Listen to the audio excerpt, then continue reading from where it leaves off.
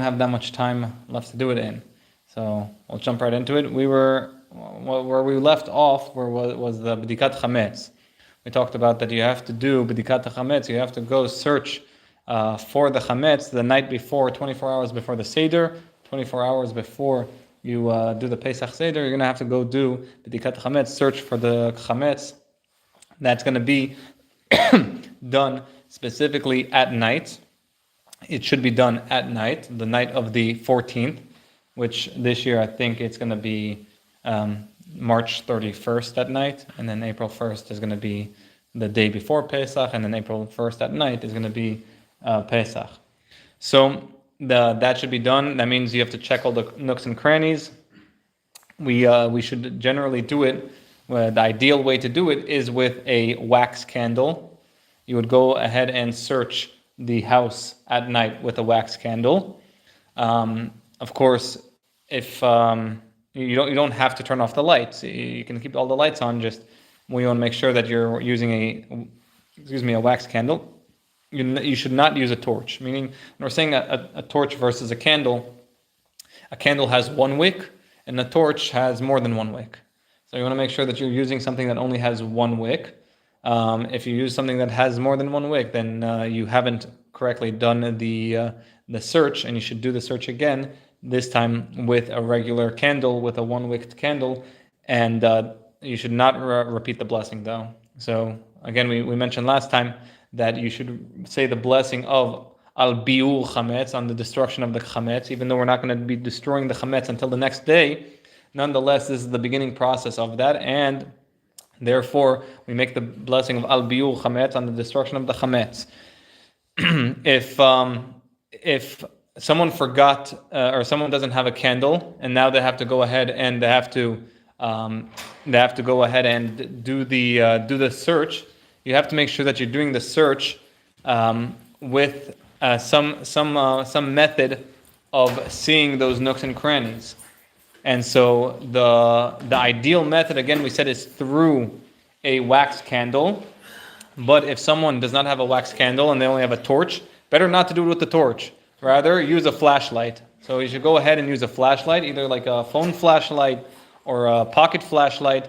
That way you can best see all of those nooks and crannies. The reason we don't want to use a torch is there's two reasons. One, they say that the light itself isn't so good. And two, is that someone might be afraid that they might burn their house down. They might burn the curtains, or they might burn something. So best not to use a torch. Use a flashlight instead if you don't have a candle. But the ideal way to do it would be with a candle. Now, when we're saying a wax candle, you want to use a regular wax candle. You shouldn't use any oils or fats. We're worried that those are going to be, again, not the best light, and it might be hard to carry that around the house. So, best thing to do is a wax candle. Again, if you don't, make sure that you at least use some kind of a light, for example, a flashlight. That would be the next best. Okay. So the mitzvah of searching the house, it includes all of the nooks and crannies, anywhere that chametz could have been, means porches, balconies, stairwells, kitchen cabinets, anywhere that there possibly could have been chametz. You want to make sure you go ahead and check that out, and you want to make sure that that they are clean of chametz, even if you know that you never eat there, but you have little children, and little children might take those pieces of bread and eat it over there, or even pieces of whatever, pasta or whatever. You want to make sure that you're checking those places as well. And even though it can become tedious, right? Even maybe if you have a big house, you have to go now and check all of those rooms. Nonetheless, it's a mitzvah, and we should know that we should remain cheerful.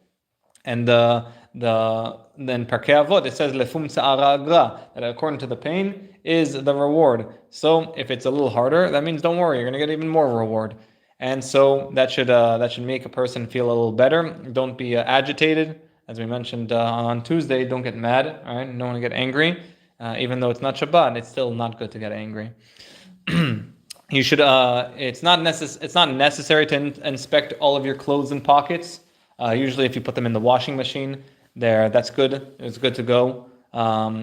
you can, again, like we mentioned earlier, you don't have to close the electric lights in the room when you're going ahead and doing the search. You can leave them on. You just want to make sure you're taking that candle or you're taking that flashlight and you're checking all of the corners, all of those nooks to make sure that they are free of chametz. When we're saying that you have to search all of your property, all of the balcony, whatever the portion, everything, and also one's automobile. Right? And I'm sure there's a lot of people that they have a lot of chametz in their automobile, sometimes more so than in their house. So you want to make sure that you're checking your automobile, and if you have to make sure you get it washed beforehand, and then again you would still have to do a check.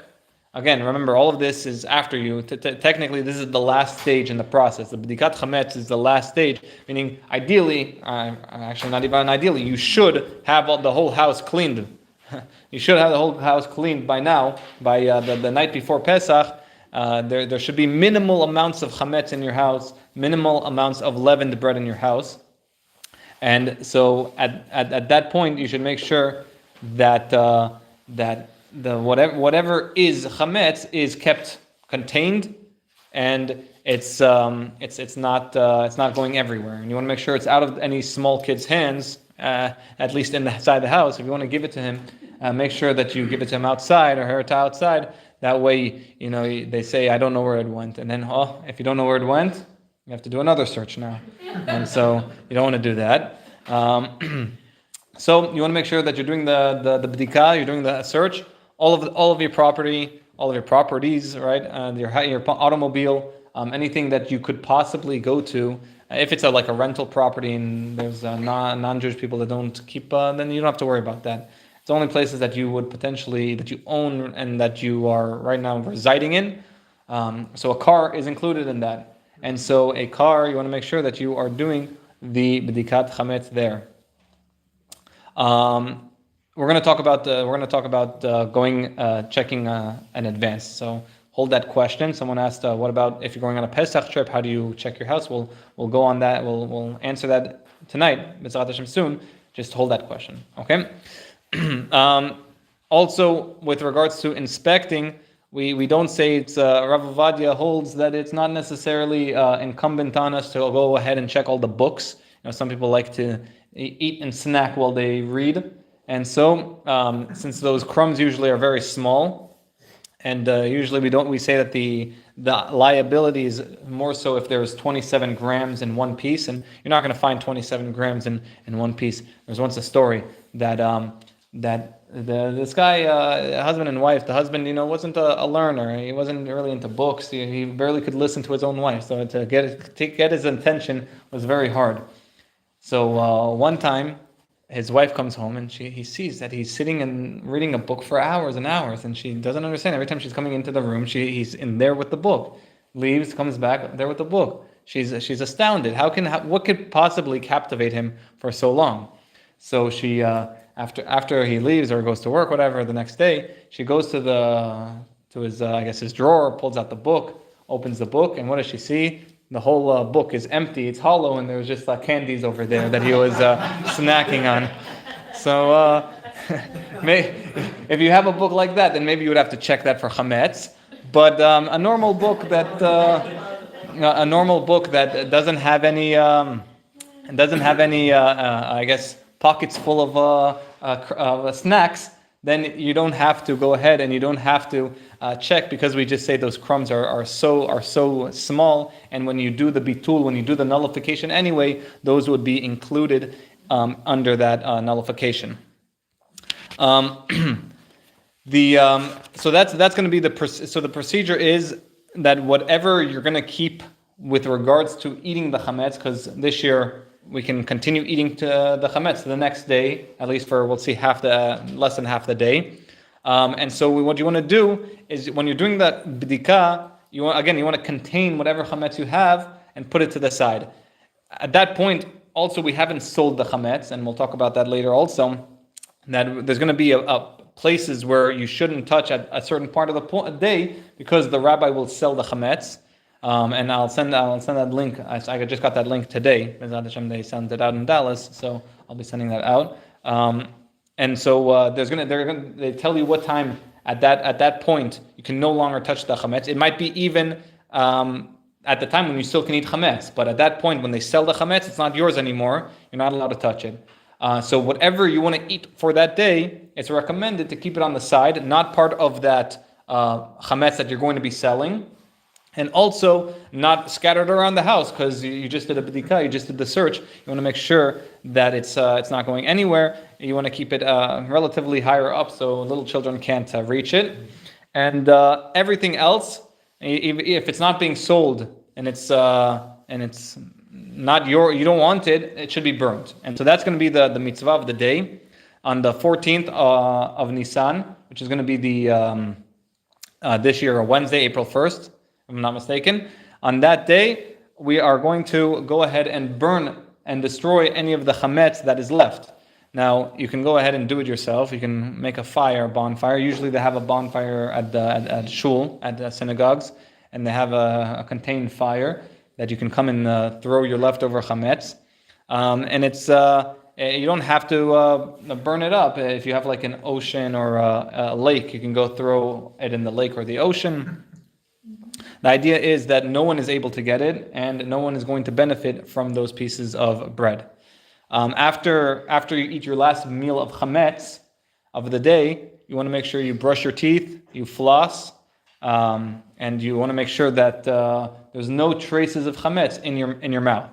Okay, and so you don't want chas v'shalom to later on have swallowed chametz, even though it was in your mouth, and it just happened to be stuck there. No, we don't say that. You have to make sure that all of the crevices in your teeth are properly cleaned, and therefore we have no worries of any of this chametz coming into one's mouth during Pesach.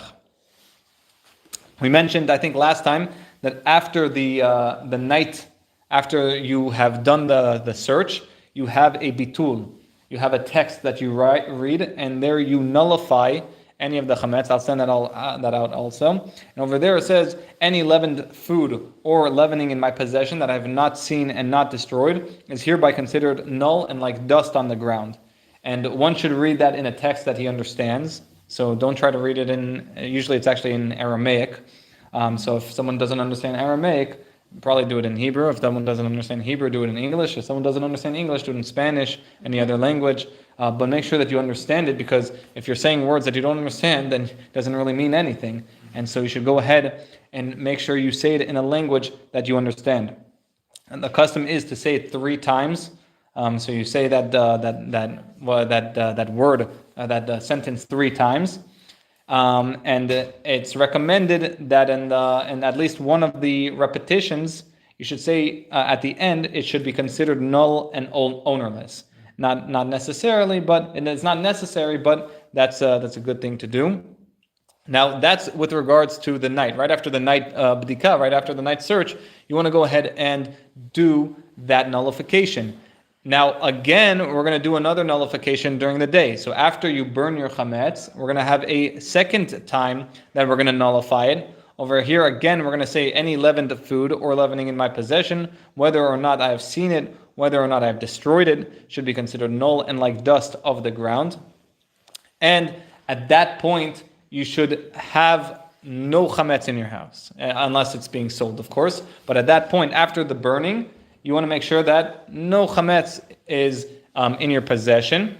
It's not in your possession, right? Anything that's sold is not yours anymore. And at that point, you're good to go. You want to make sure that you're saying this nullification, this bitul, after all of the bread has been burnt. If you've burnt any bread, you want to make sure that it's burnt, and then you say the nullification. You don't want to say the nullification before it burnt, because technically it's still being burnt. It's still there, so it's still not necessarily dust yet. So you want to make sure that you do it only after it's completely burnt. Men and women are both obligated in this mitzvah. Usually the men are the agent for the woman.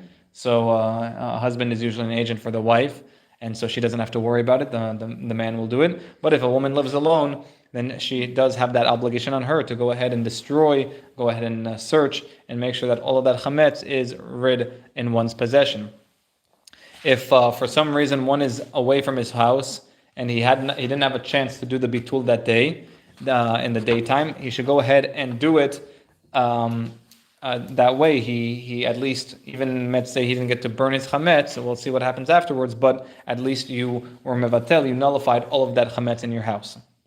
If for whatever reason, let's say the man was at work and he forgot, and then the wife realizes, well, we said the man is usually the agent for the wife, but the wife can also be the agent for him.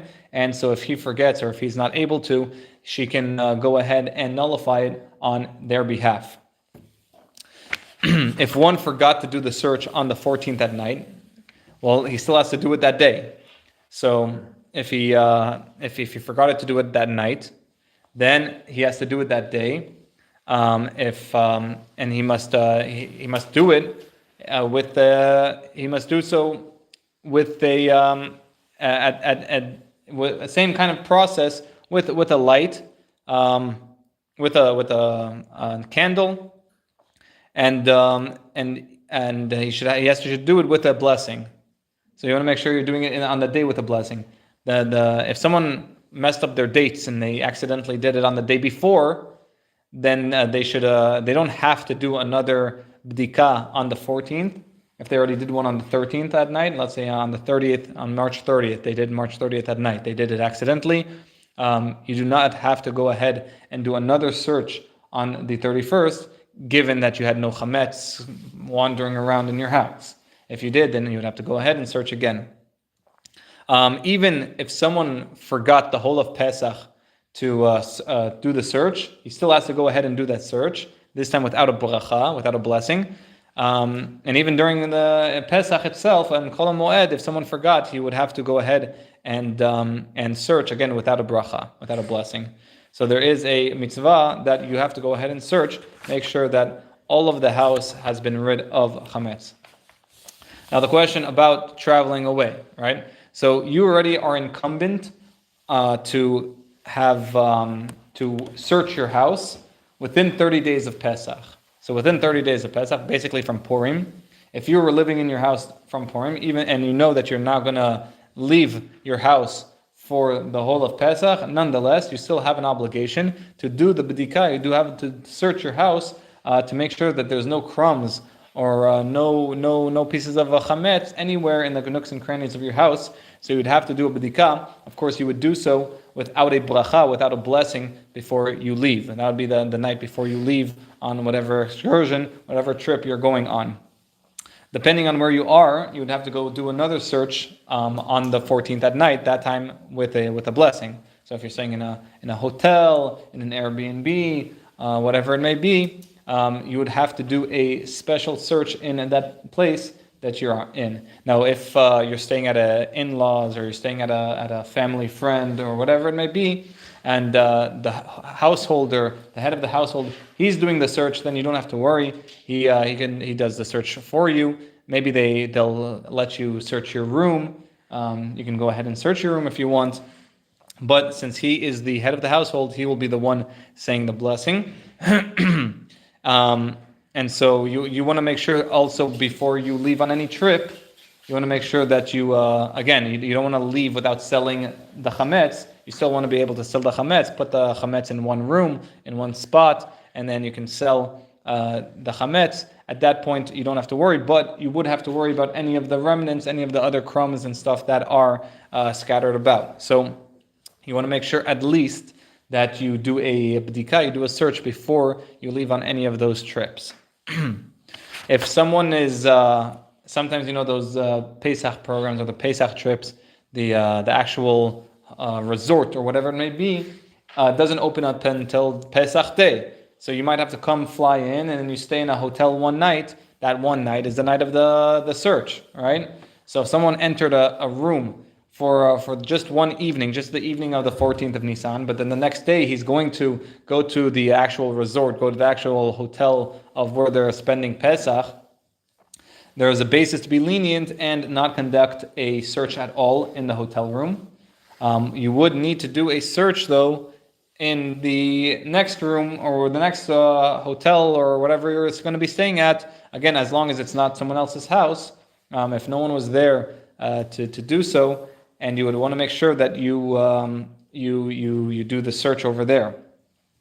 And if it was, if of course over here in America there's no Torah observant hotel owners, but if there was, you would have to check to make sure that he searched the room, and if not, you would go ahead and search the room, and you would go ahead and you would have to make a blessing over it, just as someone who forgot to do the search at night.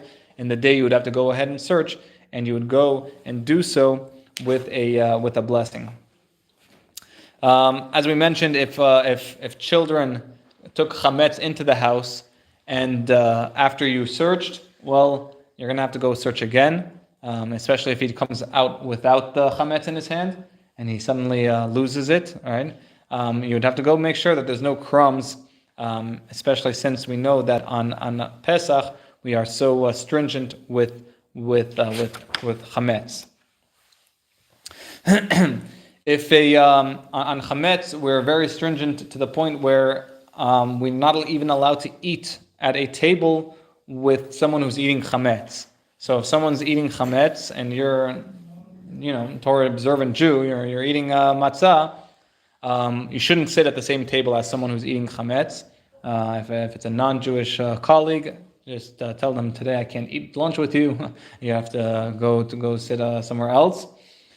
Even if they are separated by 2 tablecloths or 2 placemats, which is the general rule with meat and milk. Usually with meat and milk, you're allowed to sit at a singular table as long as there's some kind of recognition between the person eating meat and the person eating milk. Nonetheless, on Pesach, since we are generally accustomed to eating chametz, there's nothing inherently intuitive that we wouldn't go ahead and eat that chametz. Therefore, we are stringent in that, and we shouldn't eat at the same table as someone eating chametz.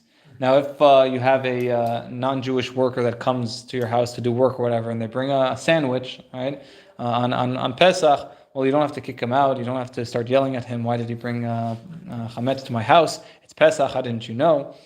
No, he can eat it wherever he is, because at the end of the day, it's not your food, and it's not an issue of seeing chametz as long as it's not your chametz.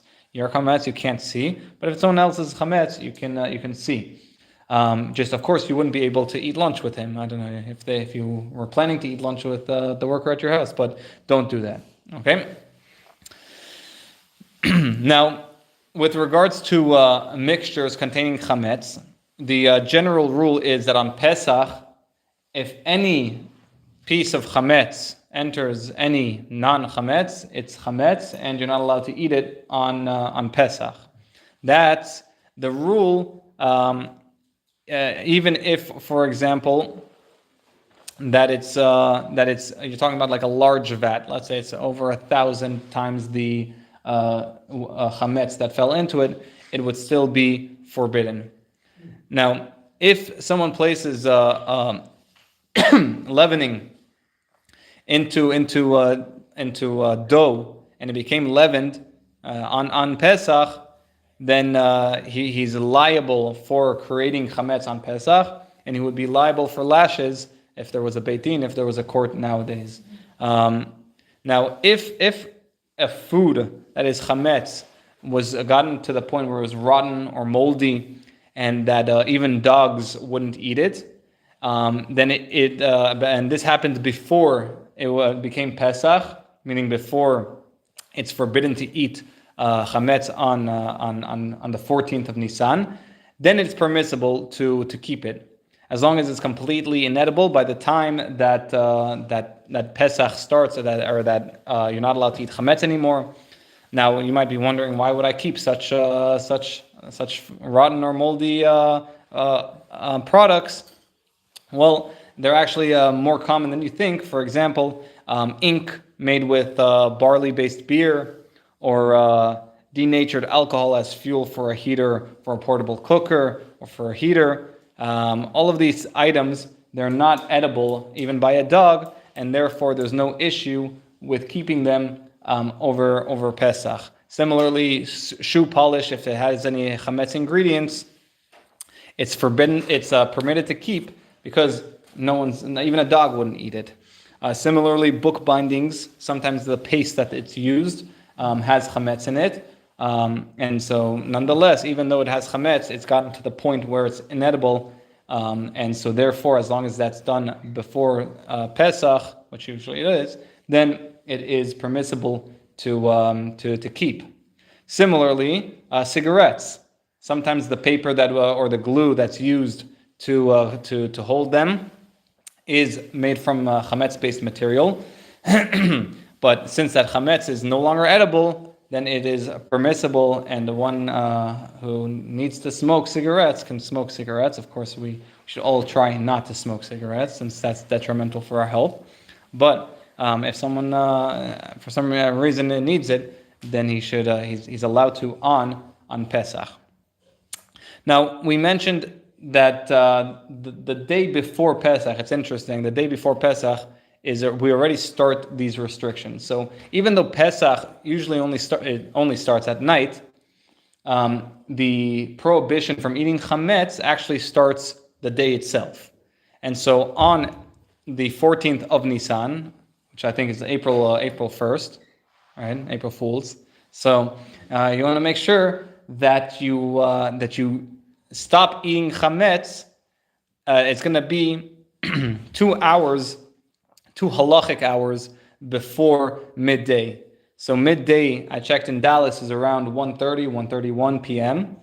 So 2 halachic hours before that is going to be around 11:01 a.m. here in Dallas. So you want to make sure that you stop eating chametz. You want to make sure not only that you stop eating, that you brushed your teeth, you flossed, and made sure that all of the chametz is out of your possession, well, not necessarily out of your possession, but out of your mouth and out of your kids' mouths by 11 a.m. Now, we still are able to benefit from any chametz, meaning we can sell chametz to a non-Jew, give it to animals to eat for 1 more halachic hour. So we're going to be here at 12:15 p.m. And so at 12:15 p.m., at that point, you're no longer allowed to benefit from chametz. So that means at 12:15 you should have already burnt all your chametz, and you should have done the nullification of the chametz. And so at that point, for all intents and purposes, it's Pesach. And so that means although we can still use electricity, we can still function without all of the restrictions of Pesach. Nonetheless, at that point, chametz is chametz. That means no eating bread, no eating any of the chametz products. And at that point, you should only be eating your Pesach diet. Now we'll see later on that Pesach diet, at least the day of, should not include matzah. Right, the one staple of Pesach, you're actually not allowed to eat it on the 14th of Nisan, and we'll see that later on, because you want to come to the Seder with a desire to eat, to taste from the matzah. And generally, people will start filling up on matzah the day before, and then they're like, oh, this thing again? I just had the whole day matzah. What else is there to eat? And so we want to make sure that they are looking forward to eating the matzah at the Seder. So, if one want to make sure that we have destroyed all of the chametz beforehand, and so again, the custom is to incinerate it, to burn it.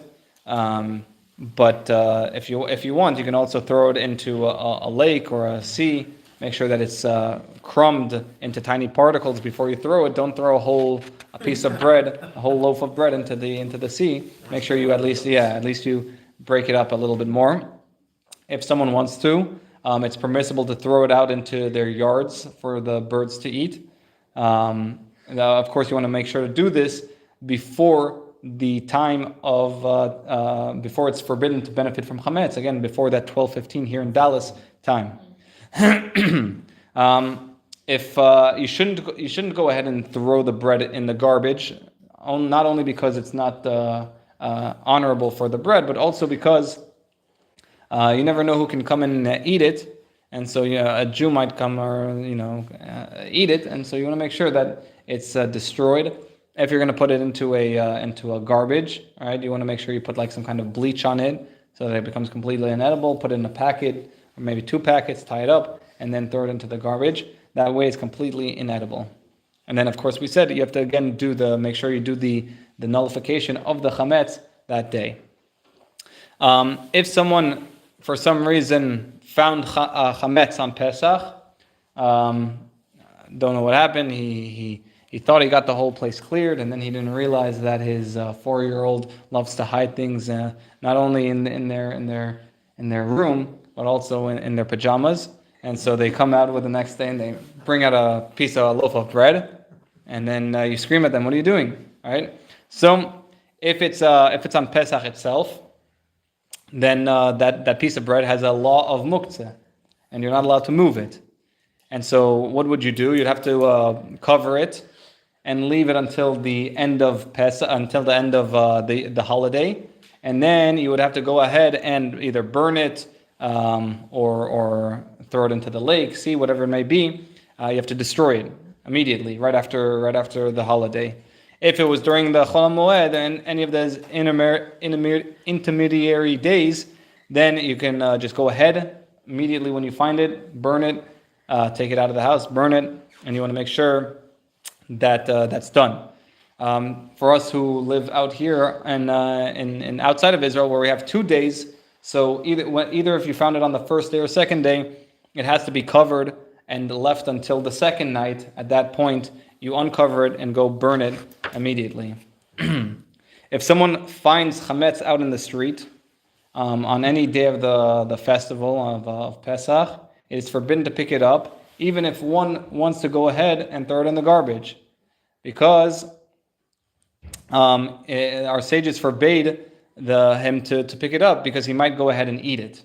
And you might think no one's going to eat a chametz off the street, but that's what our sages said, and we have to take what our sages said as law. And therefore, if someone sees chametz on the sidewalk or whatever, and they pick it up, you shouldn't pick it up, right? Don't pick it up. Make sure you don't pick it up. It's forbidden to pick it up. At that point, there's some say that you would have acquired it. Okay, now going more into some of the food mixtures of chametz.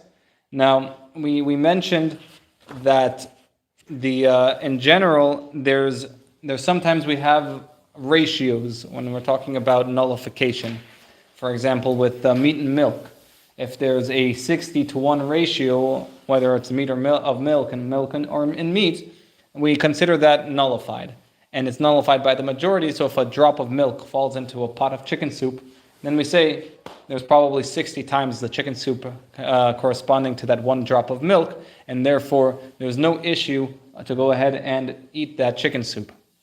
Now that's not the case on Pesach. If I have a pot of chicken soup that is kosher for Pesach, and then a drop of chametz falls into that chicken soup on Pesach, I have to throw all the chicken soup away. Even 1 in 1,000 is considered forbidden. It would be considered chametz, and you would have to go ahead and throw it away. It is completely forbidden. Now, this is as long as it is a mixture that is done on Pesach itself. So if this happened on Pesach itself, I had that chametz that fell into that 60 times more pot of chicken soup, then I say it's forbidden. Now, if the mixture took place before sunset of the 14th, before chametz is nullified, before chametz is forbidden, then we assume we're allowed to. All the poskim say that it is nullified in that 60-to-1 ratio.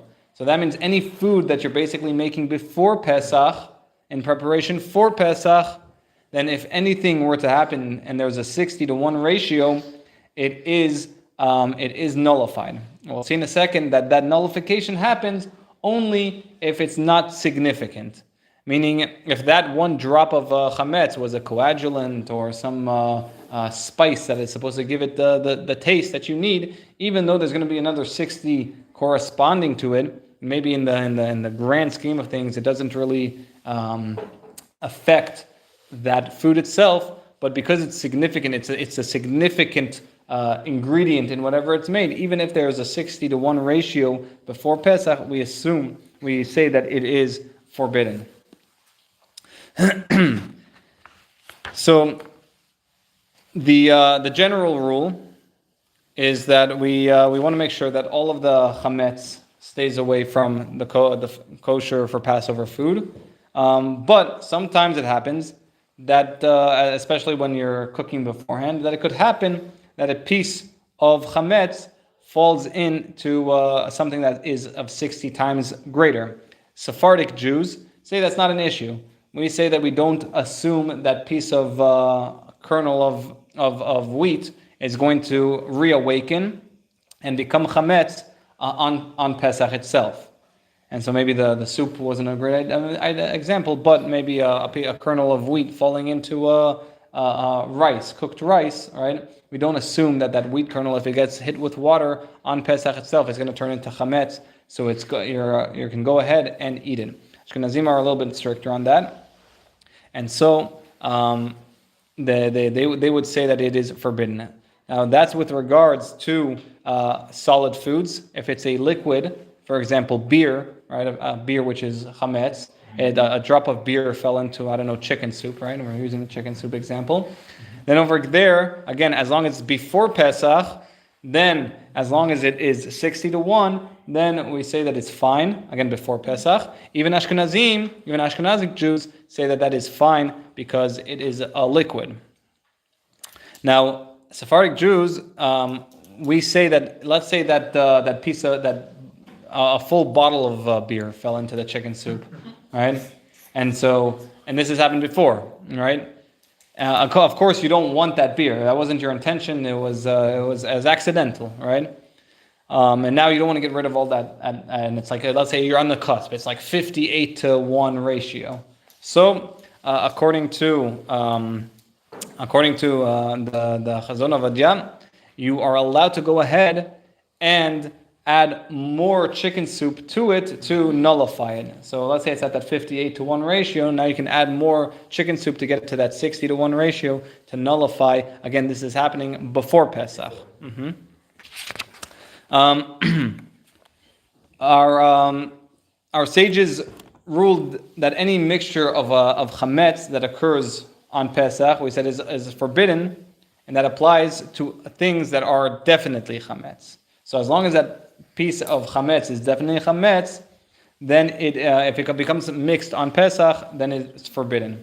If a product that might or might not be chametz gets mixed in a food on Pesach, it is considered null, of course, if there's a 60-to-1 ratio of ingredients.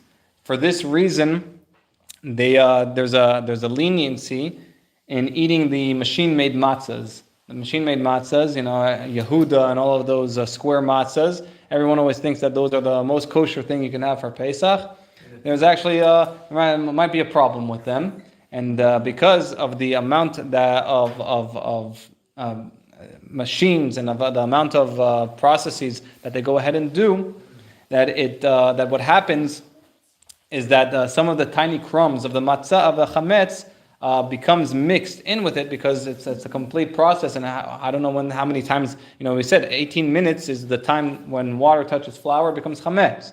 You have 18 minutes, so I don't know how many times they are cleaning these machines, and so it could happen that there is tiny crumbs of chametz that become mixed in one of 1,000 of these matzot that are manufactured.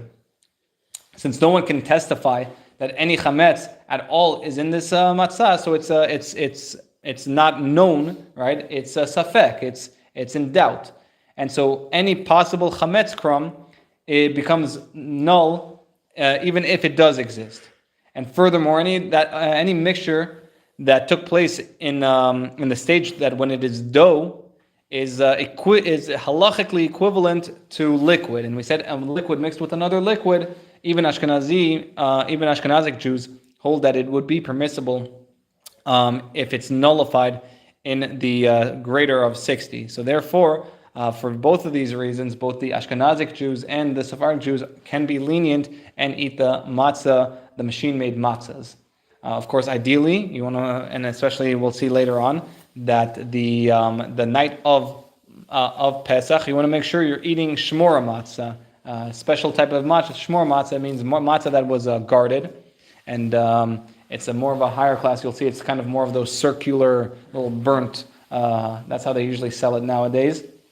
The idea being that they were manufactured with grains, wheat that was guarded, that water that which was left overnight, and they were manufactured by probably humans, not AI, not machines, and so we want that. That's the most ideal, and that would be the best way to do the mitzvah of the Seder night. And we'll talk about that later, B'ezrat Hashem.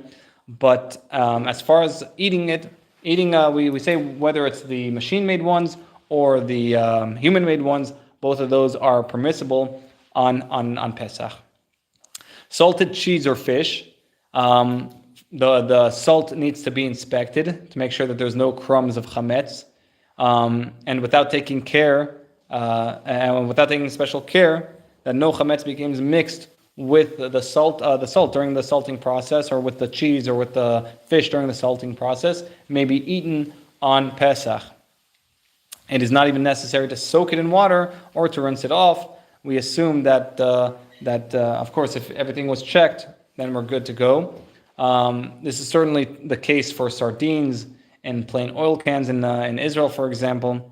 But of course, you want to make sure that whatever you're buying, ideally, you want to make sure that it has a kosher label on it.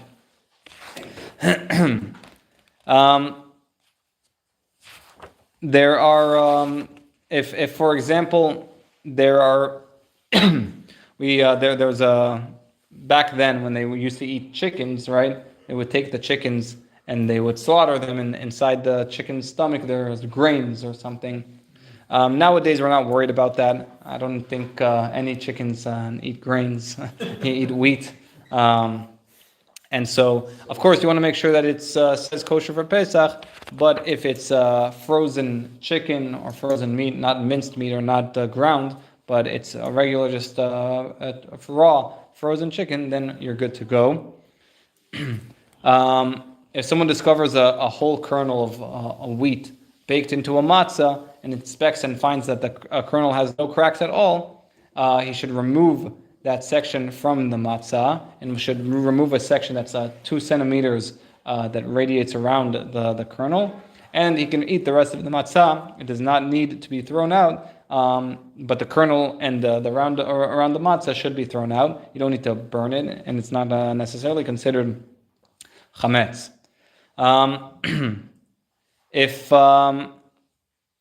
If a non-Jew, for whatever reason, I guess he got fired that day and he was working in one of the kitchens, and so he threw chametz into a Jew's pot of food during Pesach, well, the entire pot is now forbidden, regardless of the ratio.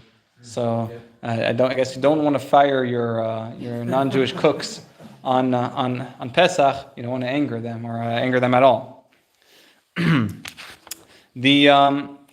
The general rule is that you want to make sure that all of the spices can get really finicky with how they're processing. So a while back, it was discovered that cumin, for example, has some oat seeds mixed in it, since the two crops were traditionally grown next to each other. So something like that, you don't think cumin. How can cumin possibly have chametz in it? So you want to make sure again that you're buying a lot of these items, especially food-wise, with kosher-for-Passover labels. If not, you can always check those lists. There's so many lists out there nowadays. They have even like a Costco list that tells you exactly which foods you can go to Costco and buy, even if it doesn't have a kosher-for-Passover symbol on them. And so the idea is to follow the guidelines that have been given to us by the CRC, the OU, and with that, you know that you're going to be good to go. Don't rely on your own knowledge. In Israel, they found a couple of years back that the baby carrots they were putting some kind of coating on them that was made out of wheat. So that was also chametz. And so even baby carrots, you can imagine that you would never have thought of it. Nonetheless, we want to make sure that we want to have to make sure we have a kosher for Passover, kosher holiday, and therefore you want to make sure that you're following all those guidelines. If for whatever reason the food, the flavor becomes detracts the food's quality, then we say that it's fine. So if someone, for example, mistakenly cooked food during Pesach in a pot that has been used all year long for chametz, he got mixed up, but more than 24 hours has passed. At that point, when we say 24 hours, that's the time that we say food rottens and it gives a bad taste to whatever it's being cooked in. And so if someone used this chametz pot, but the chametz pot hasn't been used in 24 hours, since the last time the chametz has been cooked in the pot, that food may be eaten during Pesach. So, for example, I make, I guess, chicken soup, right? I take my chicken soup, and I'm going to make chicken soup on Pesach, and I got all mixed up, and I accidentally took my non-kosher-for-Pesach chicken soup. You say, what's the problem with chicken soup? Well, I had sometimes, those matzah balls, but, matzah balls not on Pesach sometimes have wheat in it. And so I had my wheat balls, right, that were in it. So it's now a not kosher for Pesach pot. And thankfully, it's been 24 hours since I cooked anything in that pot. And so now we say that whatever flavor was in those walls of the pot now give a bad taste. This is called in Hebrew noten ta'am lifgam. And it gives it detracts from the taste of whatever it's going to give over. And therefore, we say that it is permissible now for me to, of course, on accident. I can't go ahead and purposefully do this. We're talking about in a case where it was accidental. I can go ahead and eat that on Pesach. Of course, if you're Sephardic. If you're an Ashkenazi, then they have the custom of forbidding the food, even if it has an adverse flavor. So in that case, I guess if it's the chicken noodle soup or whatever, then the Ashkenazim would not be able to eat from that soup. Cosmetics, right? It's permissible to use cosmetics on Pesach, even if their ingredients include a chametz byproducts. So I don't know if a lipstick or lip gloss, or let's say these kinds of cosmetics, I guess a blush or whatever, right? Sometimes it could happen that it gets into your mouth, but since these things are not edible by a dog, then it is permissible on Pesach. Similarly, pain pills, any medication that someone needs to take, if it doesn't have any taste, sometimes like those Advil. I don't know. I didn't check the list, but sometimes Advil has a taste, right? So you have to make sure that at least that is kosher for Passover. But any pain medicine or medicine that doesn't have any taste, then it's fine. If someone has a dangerous condition where he needs to take the medicine, and it could be even if the medicine contains some chametz in it, you're allowed to, because again, this is in fact you shouldn't even consider not taking it because it's life-threatening, and you should go ahead and eat it and take it. Other items that they try to sell you to that kosher for Passover, even though you don't need, is of course you don't need any shampoos or conditioners or body washes that are kosher for Passover, even though you might see it in the stores. They don't need to be, okay? And technically, it's permissible to use any inedible cleaning agent to wash your dishes. It doesn't have to have a special certification for Pesach, even though nowadays there are brands that do have such a certification, and it's advisable to use those products.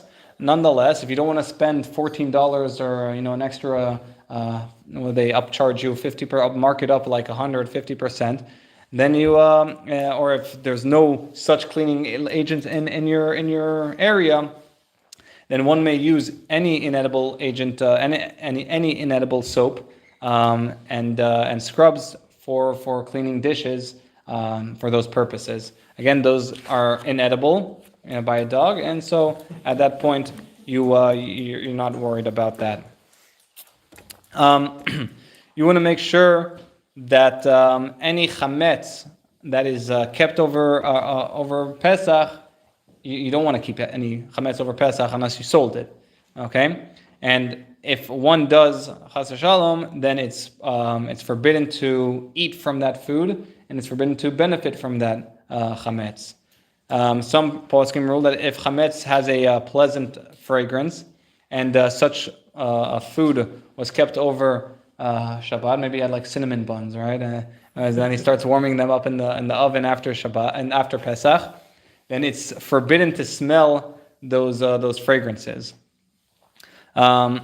And so you want to make sure that the main idea is don't keep any chametz over Pesach unless you completely sold it to a non-Jew. You had an agency to sell it. At that point, it's good to go, and you can go ahead and benefit from it. And with that segue, we can talk about selling the chametz, right? So the universal custom is to go ahead and sell the chametz to a non-Jew. So what do? We don't go ahead. You shouldn't go ahead and do it. You shouldn't go ahead and ask your neighbor to sell it. There's a lot of different intricate concepts, and they usually form a contract.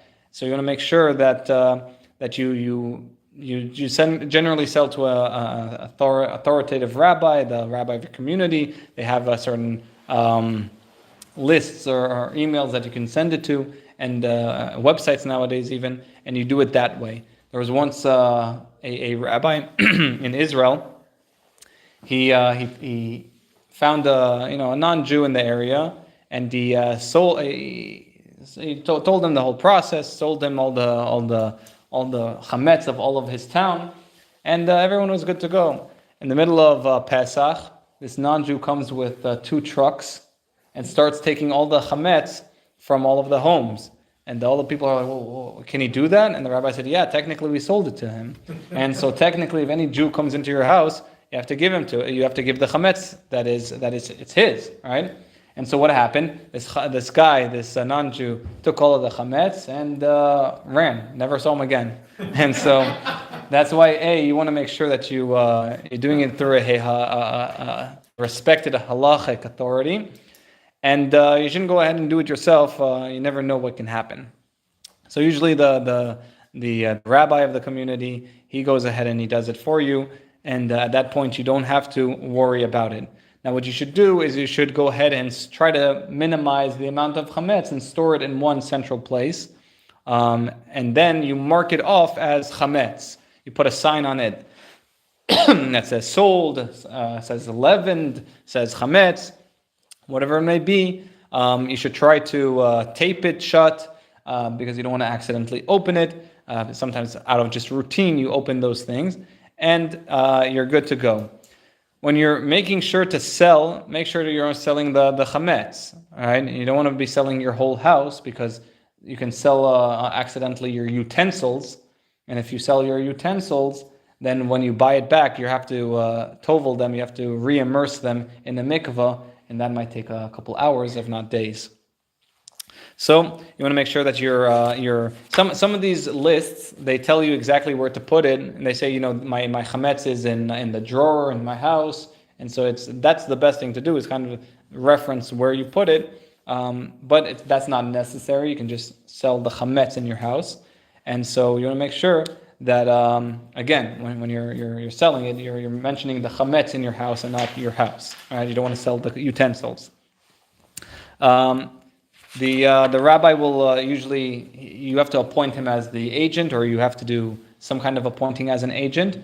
And so usually the rabbi will tell you to lift up a pen or some kind of a method of establishing him as your agent. At that point, he's your agent for all intents and purposes, and he can sell your chametz for you. With regards to selling, you have to again make sure that when it's sold, you can't take it, and you can only use it again when it's bought back.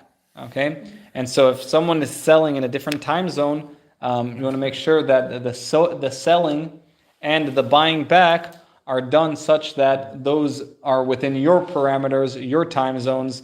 And so, like what we said here, that chametz is in Dallas, for example, should be is forbidden by 12:15, right? So that means that if I'm going to go sell it to someone in the East Coast, right, or on the West Coast, right, I make sure that they have sold it before 12:15. Now they can buy it back. You want to make sure that they buy it back after, right, after the time that you have finished your Pesach, and it could be that if you do it on the West Coast, then you have to wait a little bit more hours. But you cannot eat that chametz until they buy it back. Now, when we're, again, we have to make sure that we're doing it with a full heart.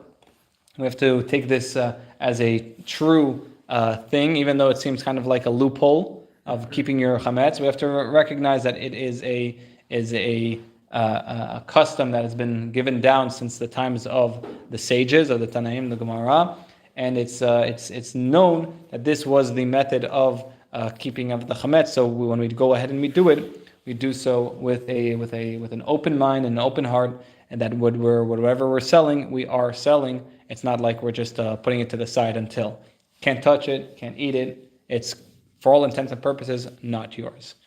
Okay, we'll put it off there for today.